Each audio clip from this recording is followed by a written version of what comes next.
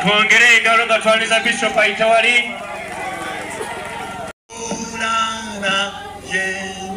Tulitambula wamuna ye yanatugambanga tunabikolanga kino kyokka tumwesigeye otyomugondere era omwesige tewali kubotana iwa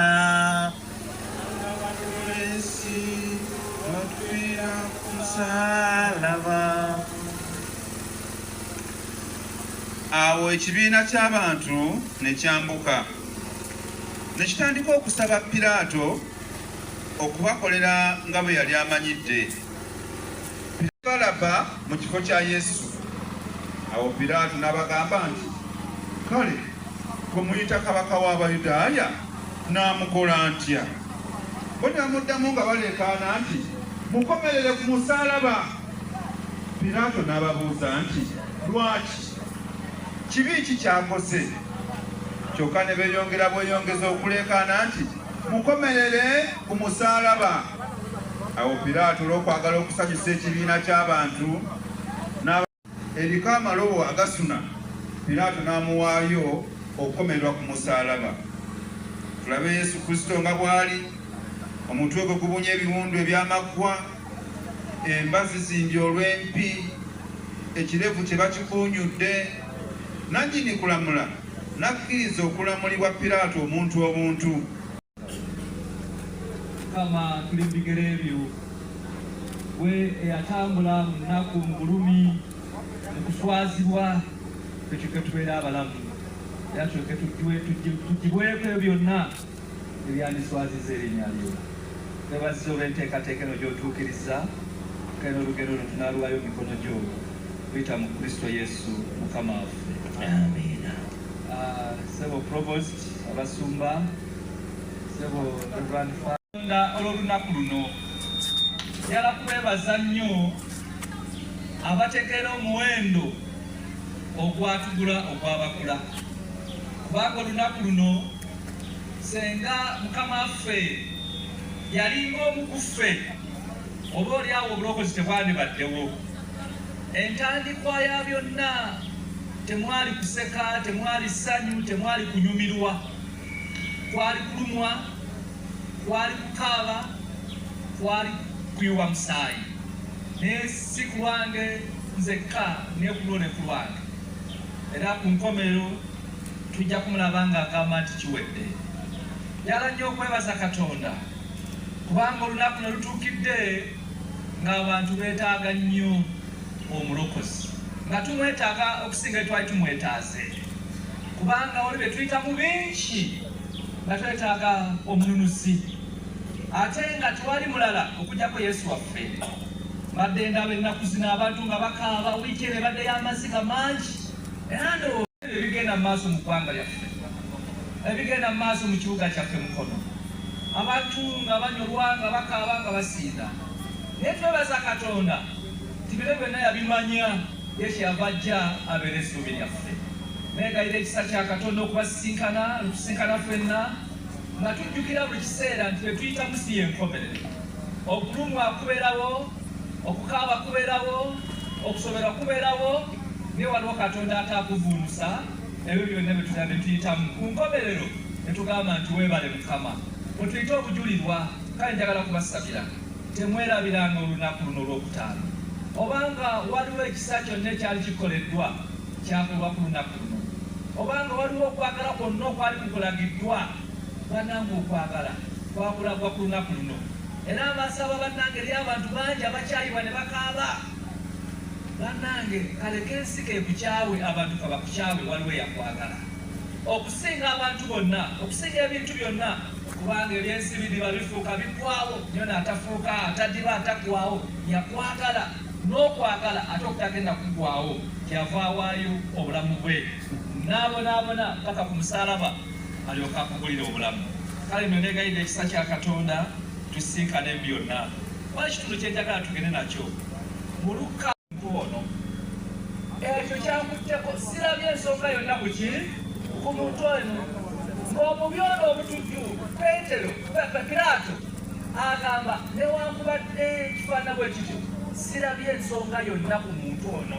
Njagala kubayita mikwano gyange abakkiriza, Katonda naffe bw'atulaba bw'atyo.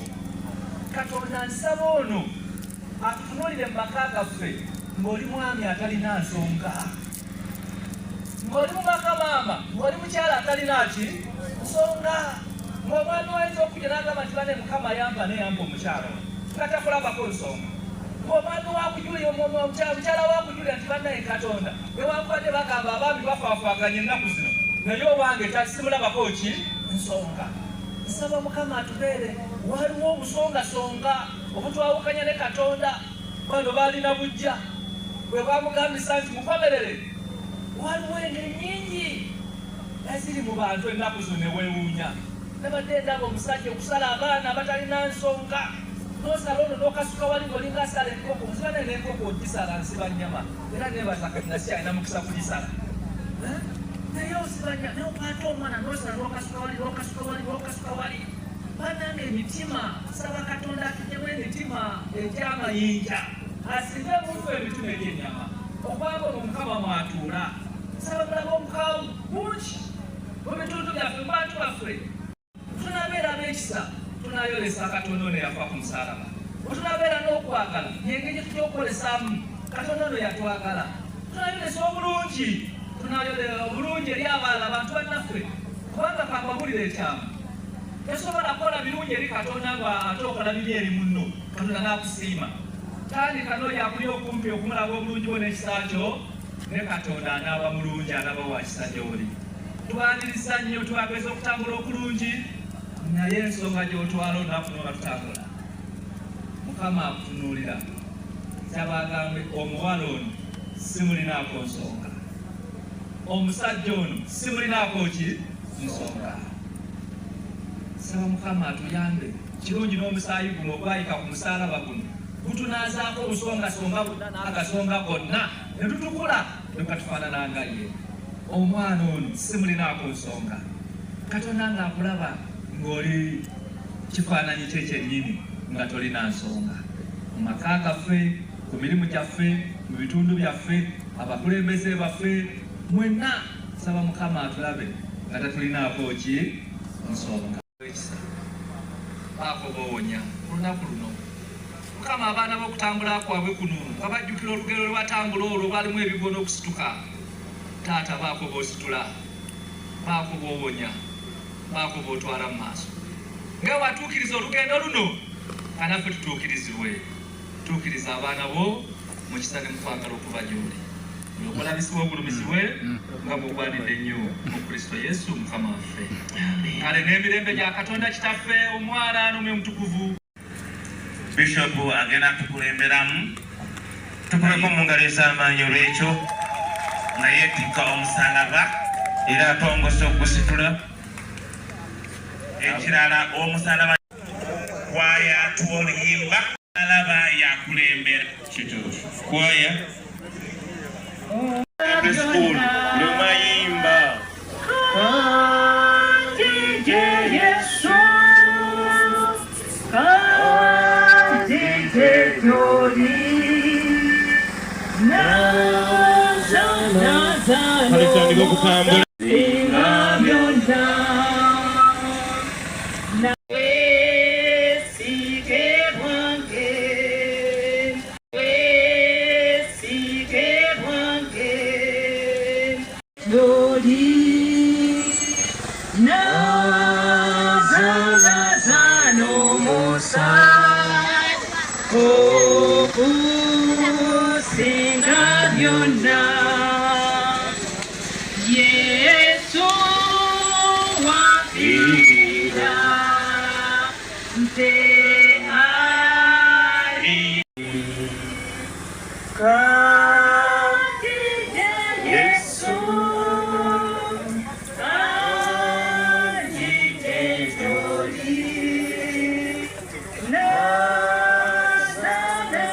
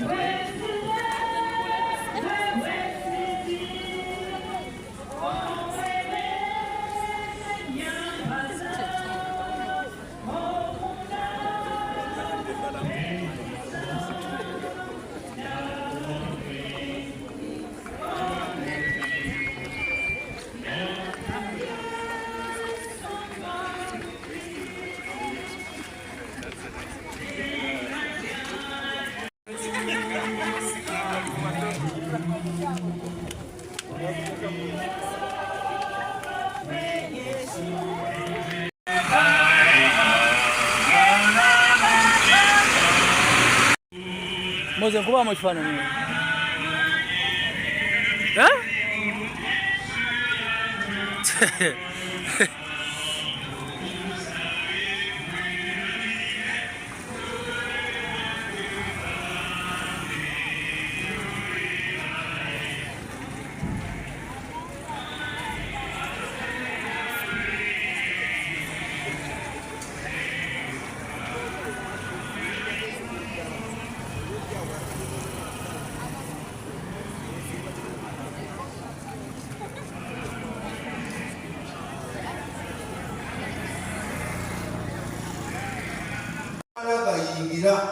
wabeerangawo wali saddaaka tewalina okusooka ngaokola ku mulyango guli ogwa wankaaki kati awo ku wankaaki awo bwe watuukangaawo wabeerangawo embuzi oba nosindiga n'ogikwatako n'oyogera ebibi byo byonna bye wakoze mukitegedde ekyo n'obitotola byonna ng'ensolo eri wali ewuliriza. Kati wamalanga okukola ekyo bakabona abakulu ababeerangawo kakati ne balyoka endiga bagisindika mu ddungu n'edduka negenda. Kati bwe yagendanga kakati awo nga ebibyo mwana bigenze n'ensolo eyo n'olyoka osaanira okuyingira nga tomala gajja naye era nabadde ntunuulira waliwo omuntu ekibi kye yakolanga nga kimwetaagisa okuwaayo saddaaka nnene.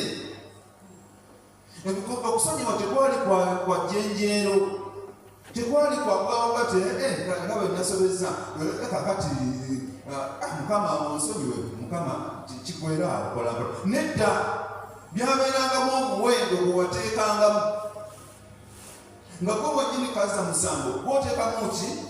Era waliwo ekitundu kyembadde nsumakaawo kiri mu kubala awo essula ya 7 onyitiriwe okuva ku lwa 17 otunulira ng'omunaku tosobola kusonyiyibwa olw'omuwendo gw'ebyaweebwangayo lwa saddaaka. Omunaku nga tolina mukisa kusonyiyibwa kubanga bawangayo.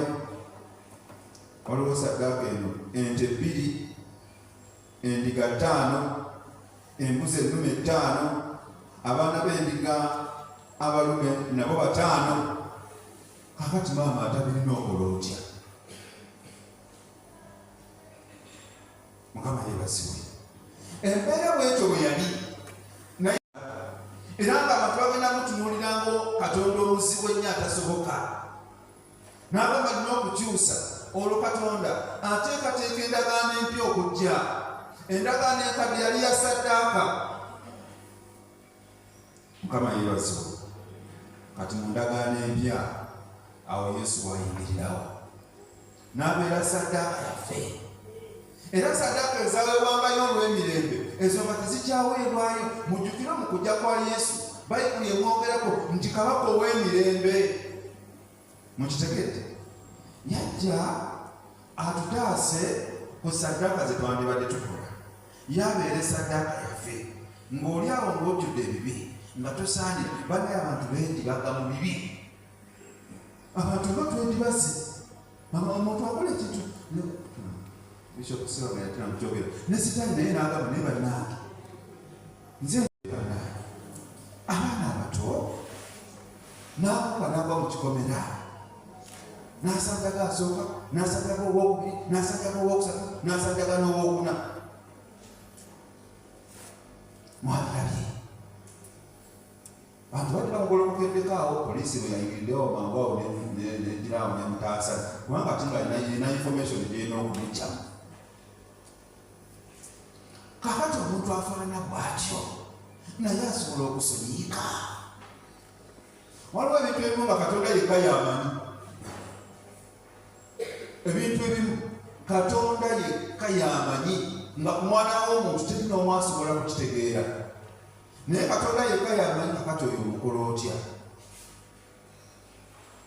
Oyo singa aba atuuse mu maaso g'omukola otya. Era singa zinaga nti Mukama nzize kwenenya munne mu maaso g'olwa kino kye nakola. Oyo asonyiika oyo. Kristo saddaaka yaffe feffe twekwata ne tugamba nti Mukama kati ebyange gw'obimanyi. Tuyinza okuba kiri kyokka naye n'abalala tulina ebyaffe. Waliwo abantu bakola ebintu wano ebikambwe ebikakali n'olwekyo kulina ebifaanana bwe biti basewo ne bannyawo.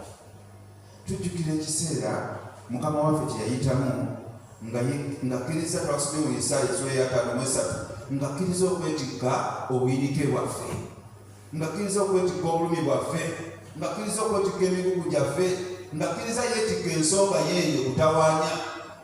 Kino kiseera kyakwefumiza. Tugenda kutambula wano bannaaye, naye si ya kutambula butambuzi mu ngeri ya kinyumu. Ekinyuma abantu abamu ate babikolanga kinyumu, babikolanga dduyiro. Bannayo no si dduyiro. Oba oyagala dduyiro ojja kufuna olunaku olulala otambulire okwo olime tumalira budde. Totukaluubiriza. Twagala atambula ng'oli ku mulamwa, ng'ojjukira ekkubo olugendo olwo Mukama waffe Yesu yatambula olumutuusa e Gologoosa oba e Kalivaaliyo. Gwe mulama omukwano gwange gwe tugenda okutambuliramu. Nga naye muli olumwa era y'ensonga lwaki tulina n'okutuukako ekawuga mu basibe. Kubanga naye kati mu kiseera kino yali musibe. Yesu yali musibe, yali akwatiddwa, naye nga n'abaamuwaayo baali bamu ku bayigirizwa be. Baamuwaayo era n'abaamusalira omusango baali bamu ku bakabona abakulu n'abawandiisi. Ekyo mu nsaasi nekyogera empolampola. Bakabona abakulu n'abaki n'abawandiisi. Naye nga Yesu agamba kyonna kye kiri nina okukimaliriza, kirina okuggwa. Era bamu waliwo omusajja erimu lyanaye ku musalaba naye temwaliwulidde nga bigamba naye gwe Kristo. Manyisa waliwo agantu agafaana amalala gago aga Kristo. Kale oba gwe Kristo toyinza weerokola wekka ku musalaba kuno, nkale mukulu, kale weerokole wekka. Kubanga tuli ku musango gwegumukubanga funa tuli ku musalaba wamma munnange bulaabi nze wogiranga mu bwakabaka bw'onzijukiranga.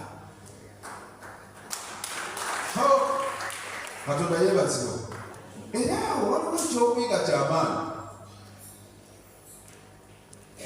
Mumanyi ansa Yesu gye yamugamba?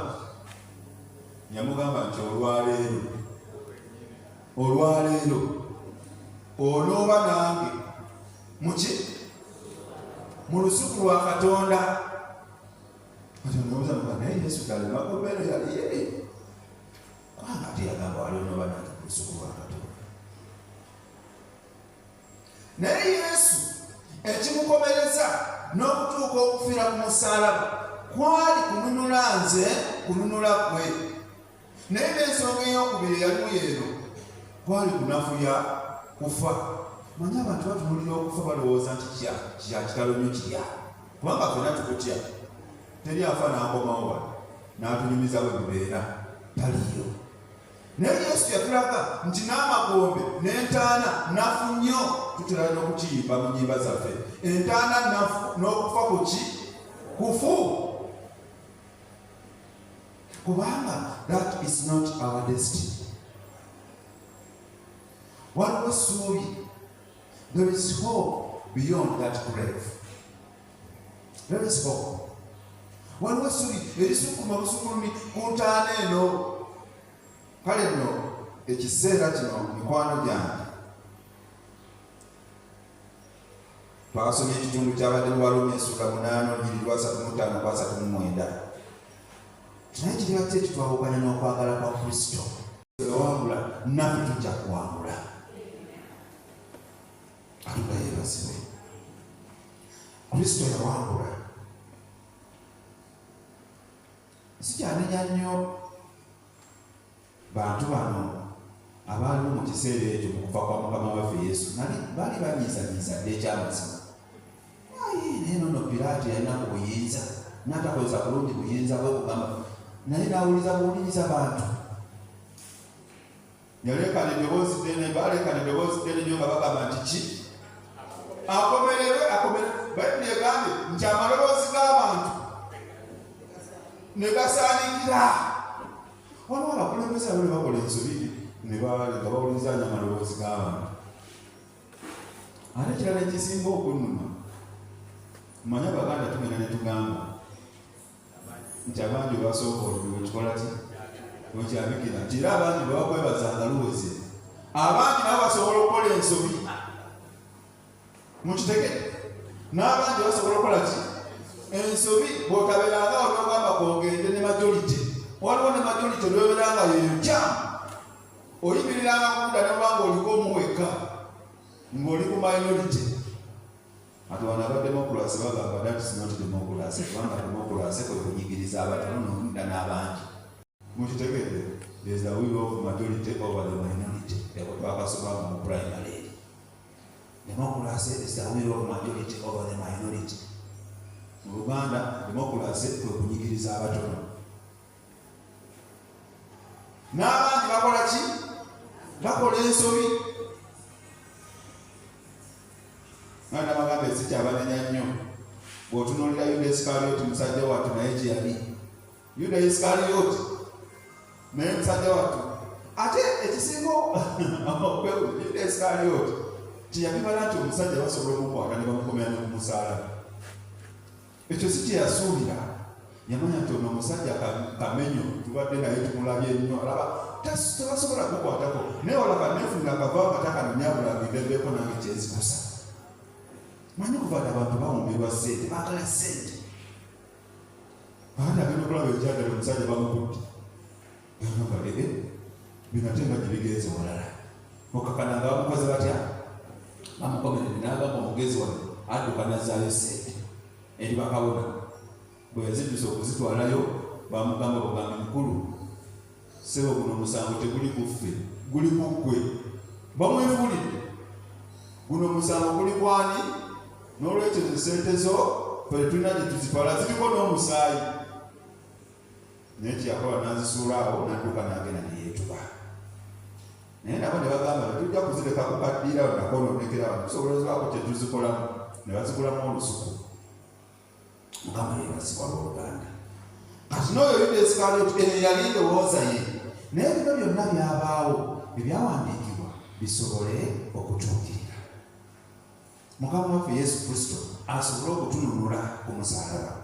Kale nga tutambula ggwanga lyaffe, wabeerewo ebitukako mu famire zaffe eyo.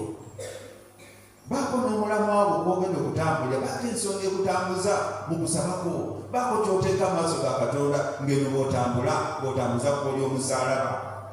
Tulina okutambula obutambuza okutuusa oluwalo nga bwe nagambye. Mukama abanjagalire, Mukama abeere wangula, naffe tujja kuwangula. Katonda yeebazibwe. Kristo yawangula. Sikyanenya nnyo bantu bano abaaliwo mu kiseera ekyo mu kufa kwa Mukama waffe Yesu baali banyiizanyiiza dde ekyamazima. Naye nono Piraato yalina ku buyinza n'atakozesa bulungi buyinza bwe kugamba, naye n'awuliza buwuliriza bantu. Yalekana eddoboozi ddene, baalekana eddoboozi ddene nnyo nga bagamba nti ki? Akomererwe. Bayibuli egambye nti amaloboozi g'abantu ne gasaanikira. Waliwo abakulembeze abali bakola ensobi nga bawulizanya amaloboozi g'abantu. Ate ekirala ekisinga okunnuma, mmanyi Abaganda tugenda ne tugamba nti abangi basooka olubwe kikola ki wekyabikira nti era abangi bwe bakwebazanga luweze, abangi nabo basobola okukola ensobi. Mukitegere, n'abangi basobola okukola ki ensobi. Bw'otabeeranga olwogamba kwogende ne majority, waliwo ne majority olweberanga yeyo oyimiriranga kunda nebanga oliko omuweka ng'oli ku minority. Ati wano abademokulaasi bagamba that is not democracy, kubanga democracy kwe kunyigiriza abatono n'omunda n'abangi. Mukitegedde, there is the will of majority over the minority. Eko twakasobanga mu primary. Democracy is the will of majority over the minority. Mu Luganda democracy kwe kunyigiriza abatono. N'abangi bakola ki? Bakola ensobi. Mwana magambe sikyabanenya nnyo. Bw'otunuulira Yuda Isikaliyooti musajja wattu naye gye yali. Yuda Isikaliyooti naye musajja wattu. Ate ekisinga Yuda Isikaliyooti teyabibala nti omusajja basobola okukwata ne bamukomera ne kumusaalaba. Ekyo si kye yasuubira. Yamanya nti ono omusajja kamenyo tubadde naye tumulabye nnyo alaba tebasobola kukwatako naye olaba nefunira akavaawo katakanonyabulagiddeeko nange kyezikusa. Manyi okuvaada abantu bawumbirwa ssente baagala ssente. Baada agenda okulaba ekyagala omusajja bamukudde. Yonobale binate nga gye bigenze walala. Okakananga bamukoze batya? Bamukomerere n'agamba omugezi wano adduka n'azzaayo ssente. Eri bakabona. Bwe yaziddusa okuzitwalayo bamugamba bagambe mukulu. Ssebo guno omusango teguli ku ffe, guli ku ggwe. Bamwefuulidde. Guno omusango guli kwani? N'olwekyo ssente zo ffe tulina gye tuzitwala ziriko n'omusaayi. Naye kyeyakola n'azisuula awo n'adduka n'agenda ne yeetuba.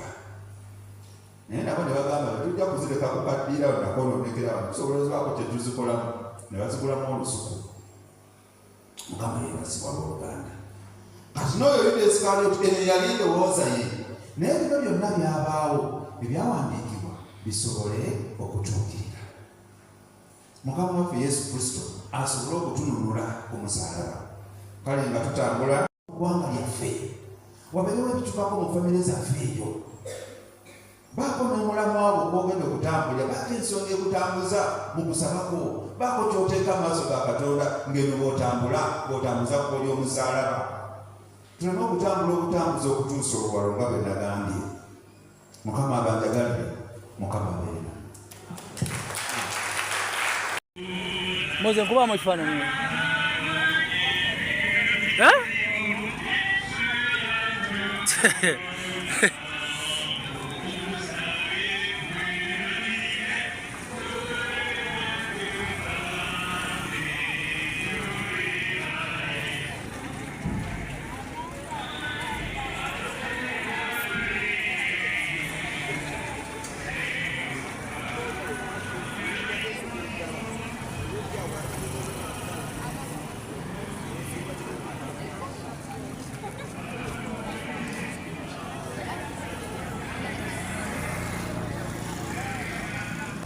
Chairperson wa NRM municipality ate era akomita ONC abakristu mwenna abantu ba Katonda twagala kutwala omukisa guno okubagaliza Easter ennungi oba amazuukira ga Mukama waffe Yesu Kristo. Olwaleero lunaku lwa kkubo lya musaalaba nga mu byonna tutunuulira okubonaabona kwa Mukama waffe Yesu ate n'amala n'abeera saddaaka yaffe ffe ng'abantu.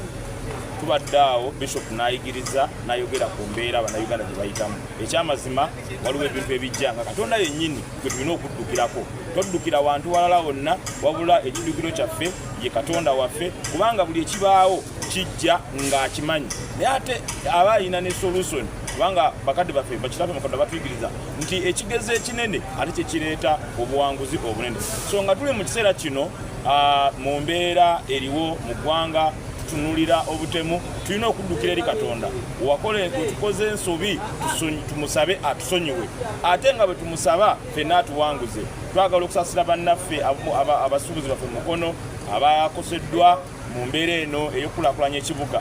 Temugwamu maanyi, temwevuma Katonda, temwevuma bakoze batumiddwa kukola mirimu nga bwe batumye ogikola. Naye kye tusabe nnyo mu Easter eno Katonda atuyambe ffenna atugulirewo amakubo atutemera amakubo kubanga yesse ebintu yennyini byonna. Enganze bana NRM mwenna gye muli mbagaliza Easter ennungi, abantu ba Katonda mwenna gye muli tubagaliza Easter ennungi. Ate nga tusabe Katonda atuyamba atuwe obulamu ate tumusabe atugulirewo amakubo tusobole okuwangula nga Yesu bw'agenda okuwangula amagombe.